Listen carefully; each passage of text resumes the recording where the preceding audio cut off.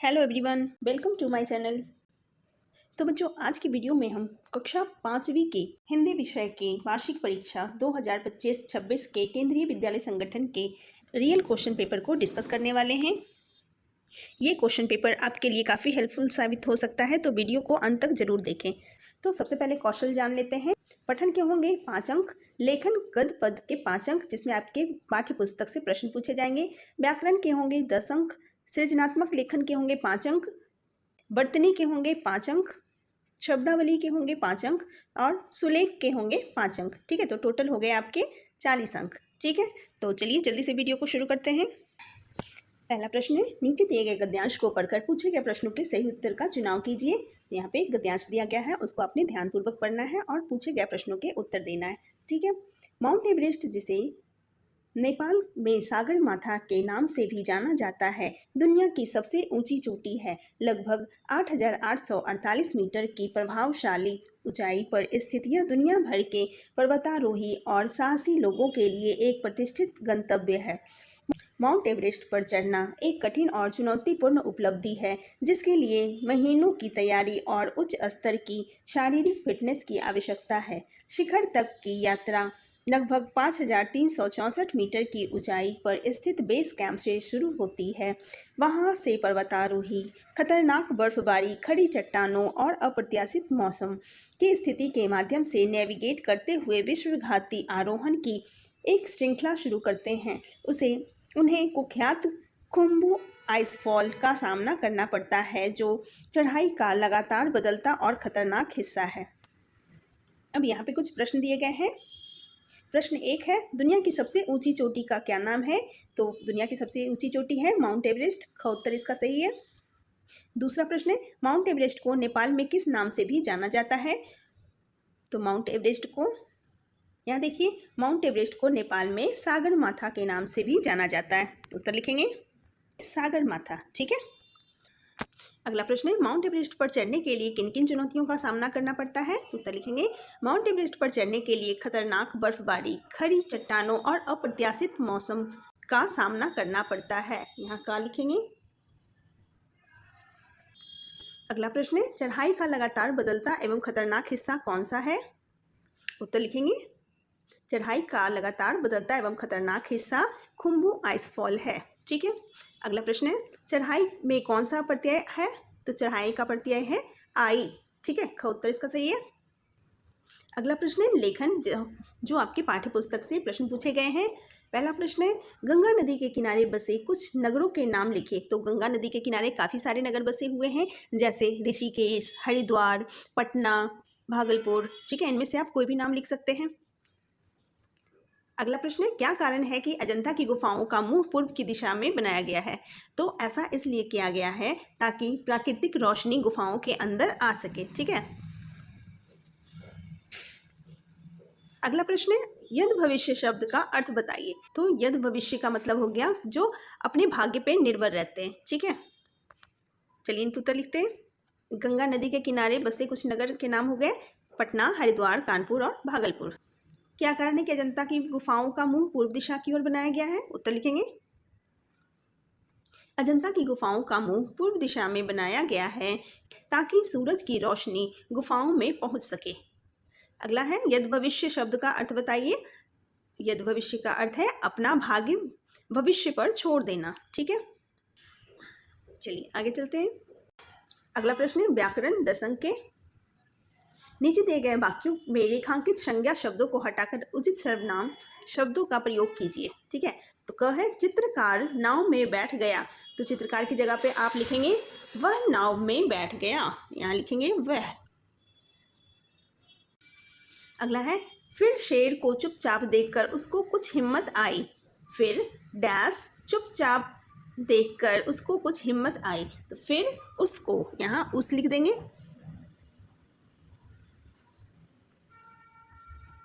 चलिए आगे चलते हैं।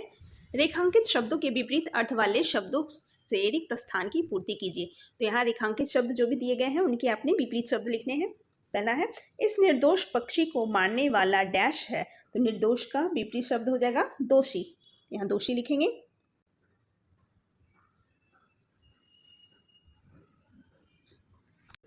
अगला है उसने मारा है परंतु मैंने डैश है, तो मारा का विरोधी शब्द हो गया बचाया, यहाँ लिखेंगे बचाया है। अगला है निम्न एक वचन शब्दों का बहुवचन लिखिए, तो यहाँ मछली है तो मछली का बहुवचन हो जाएगा मछलियाँ। मछलियाँ। अगला है मैं, तो मैं का बहुवचन हो जाएगा हम। अगला प्रश्न है कारक चिन्हों का उपयोग करते हुए रिक्त स्थानों की पूर्ति कीजिए। क है मछुआरों का ध्यान पानी में सैर करती हुई मछलियों डैश गया, मछलियों पर गया, यहाँ कारक चिन्ह हो जाएगा पर। अगला है वह कहने लगी कि मैं तो अपने पुराने निवास स्थान डैश छोड़कर कहीं नहीं जाऊंगी, पुराने निवास स्थान को, यहाँ लिखेंगे को। अगला प्रश्न है उचित विराम चिन्ह का प्रयोग करते हुए वाक्य को पुनः लिखिए। पहला मछुआरा बोला, अरे देखो इस सरोवर में कितनी बड़ी बड़ी मछलियां हैं, तो यहाँ विराम चिन्ह लगाएंगे। पहला मछुआरा बोला, बोला के बाद कॉमा डालेंगे, फिर यहाँ से इन्वर्टेड कॉमा शुरू, फिर अरे के बाद हम डालेंगे विस्मय आदि चिन्ह, फिर देखो इस सरोवर में कितनी बड़ी के बाद हम हाइफन डालेंगे, मछलियां हैं, यहाँ पूर्ण विराम और इन्वर्टेड कॉमा बंद। ठीक है। अगला प्रश्न है नीचे दिए गए मुहावरों को पहचानिए और उनका अर्थ बताइए। तो मुहावरा है आंख मिचोली खेलना। आंख मिचोली खेलना मतलब कहीं छिपना और प्रकट होना। अगला प्रश्न है रचनात्मक लेखन। नीचे दिया हुआ चित्र किसी खेल से संबंधित है, इस पर 5 वाक्य लिखिए। तो यहाँ पे एक चित्र दिया हुआ है, यह चित्र किस खेल से संबंधित है, तो यह चित्र क्रिकेट से संबंधित है। तो ये चित्र क्रिकेट से संबंधित है, तो क्रिकेट के बारे में आपने यहाँ पे 5 लाइनें लिखनी है। क्रिकेट एक बहुत ही लोकप्रिय खेल है। यह खेल 2 टीमों के बीच खेला जाता है। हर टीम में 11 खिलाड़ी होते हैं। बल्लेबाज रन बनाता है और गेंदबाज उसे आउट करने की कोशिश करता है। भारत में बच्चे और बड़े सभी लोग क्रिकेट खेलना और देखना पसंद करते हैं। ठीक है, इस तरह से लिखेंगे। अगला प्रश्न है वर्तनी। सही वर्तनी चुनकर खाली स्थान भरें। काजीरंगा का सौंदर्य डैश है, तो काजीरंगा का सौंदर्य कैसा है, दर्शनीय, तो ये दर्शनीय सही है। कुल मिलाकर यह एक डैश अनुभव रहा, तो ये हो जाएगा अद्भुत अनुभव रहा, तो अद्भुत ये सही है। अगला प्रश्न है सही शब्द पर गोला लगाइए। पेरियार, तो ये पेरियार सही शब्द है। अगला है प्रजाति, प्रजाति, प्रजाति ये सही है, इस पर आपने गोला लगा देना है। ठीक है। अगला प्रश्न है नीचे दिए गए शब्दों की गलत मात्रा को पहचान कर सही मात्रा लगाएं। उत्सुक, तो उत्सुक में इधर से मात्रा आएगा। ठीक है। बिल्कुल, बिल्कुल में भी इधर से मात्रा आएगा। ठीक है। अगला प्रश्न है सही अक्षर का उपयोग कर अर्थपूर्ण शब्द बनाइए। तो यहाँ हो जाएगा भागीरथी। ठीक है, ये वाला गी हो जाएगा भागीरथी। अगला है गोमुख, तो ये हो जाएगा गोमुख पहला वाला। ठीक है। अगला प्रश्न है निम्नलिखित वर्णों को कर्म बदलकर सार्थक शब्द बनाइए। तो यहाँ हो जाएगा प्रशिक्षण, प्रशिक्षण।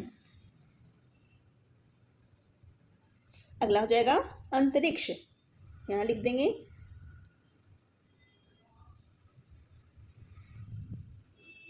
अंतरिक्ष। अगला प्रश्न है शब्दावली। निम्न शब्दों को जोड़कर नया शब्द बनाइए। पुस्तक जोड़ आलय, तो हो जाएगा पुस्तकालय।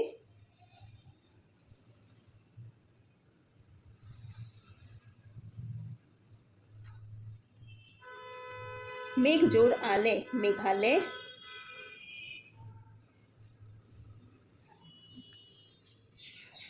अगला प्रश्न है कोष्टक में उचित शब्द का चयन कर रिक्त स्थानों की पूर्ति कीजिए। क है आज डैश ही हम हाथियों पर चढ़कर उद्यान देखने गए, तो आज सुबह ही लिखेंगे। ठीक है, सुबह सुबह गए थे। ड्राइवर हमें एक व्हील यानी झील की डैश ले गया। तो यहाँ लिखेंगे और, ड्राइवर हमें एक व्हील यानी झील की ओर ले गए। अगला प्रश्न है, निम्न शब्दों के पर्यायवाची शब्द लिखें। तो गंगा का पर्यायवाची शब्द लिखना है, जल का लिखना है पर्यायवाची शब्द। तो गंगा का पर्यायवाची शब्द होता है भागीरथी, सुरसरी, मंदाकिनी, जानवी, देव नदी, आप कुछ भी लिख सकते हैं, ठीक है। भागीरथी,